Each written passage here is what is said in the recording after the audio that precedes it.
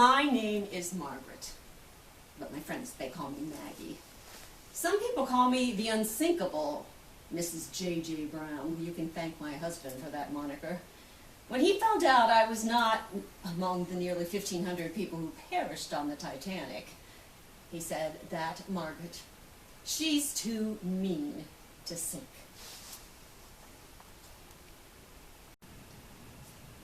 $1893 was not a good year in Leadville because all the silver mines became virtually worthless. The standard U.S. money was no longer based on silver, and there was a Great Depression there. So I volunteered in the soup kitchens. My husband, he had been working nights, studying, and he came up with an invention, a way of going into the mine and extracting more ore. So he convinced the Ibex Mining Company that they should allow him to try it. He went into the Little Johnny, a played-out silver mine. What did he discover? But gold. We became millionaires. And with money comes responsibility. You have to spend it. I came into my cabin and I started gathering things up. I put on 7 pairs of socks. I grabbed a black velvet traveling outfit that I had, and I put that on. It was the warmest thing that I had. And then I grabbed a sable that JJ had given to me, the stole. I put it around me. And the blanket, there was a blanket on the bed too. I had to be warm. And then I looked at my safe. I took out $500 and I put it in a little pouch underneath my clothes. And of course my life vest, I put that around me too, and at the last moment I remembered my good luck piece. This little Egyptian god that I had bought in the marketplace, and I stuck it in my pocket. I went up on deck and I saw people milling around, but nobody acted like they were in charge and nobody seemed to be that worried. I heard one of the officers yelling out, "Women and children, get into the lifeboats," and I started urging those around me to get in. When 2 men came up from behind me and grabbed me by the elbows and they threw me into a lifeboat. Lifeboat number 6. As they started to lower that lifeboat over the side of the ship, it was rocking back and forth, and I was afraid we were going to fall into the ocean, but this was just a drill, wasn't it? And then I saw a gash in the side of the ship with water spewing out of it, and I pushed with my oar to keep from running into it. I knew that this was not a drill. Shouts of terror, it filled through the air, and then another loud rumble as we saw the boilers. At least we assumed it was the boilers were bursting and the loud noise coming from them and everything sliding over on one side. It was as though the ship broke in two. Part of it was suspended.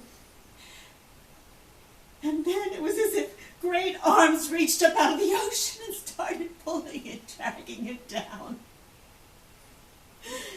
We tried to look away, but we couldn't.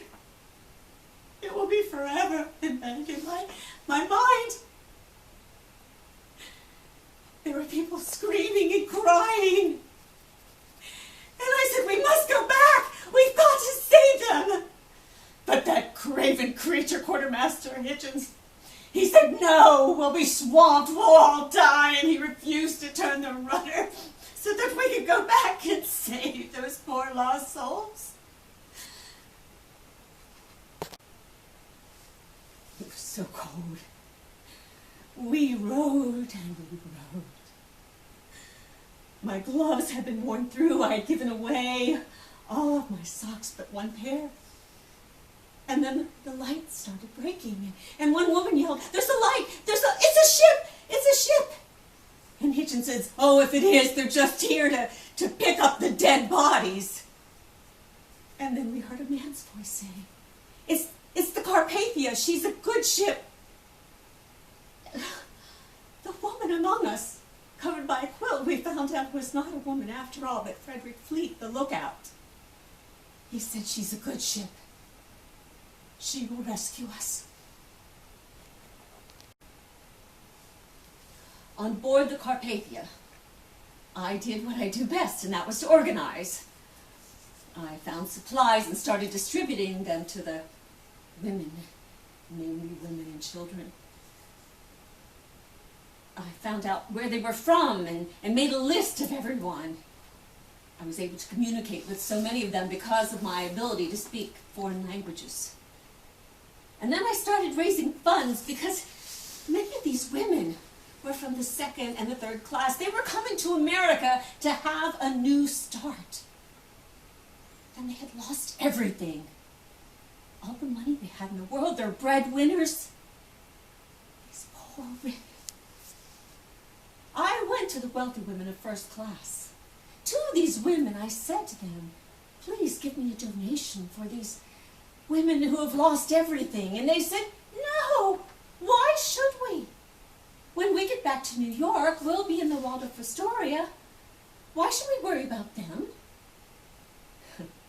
Well, I started listing the names of everybody who contributed with the amount of money that they gave, posting it next to the grand staircase.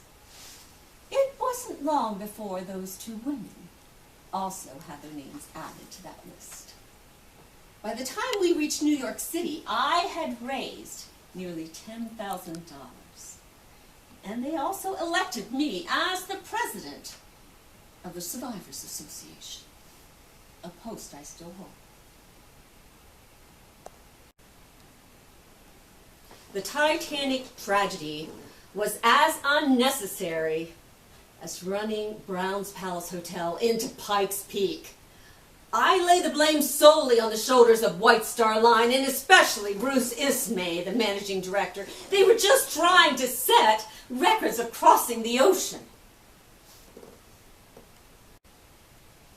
I simply did my duty as I saw it. That I did help some. I am thankful. I only regret that I could not have done more.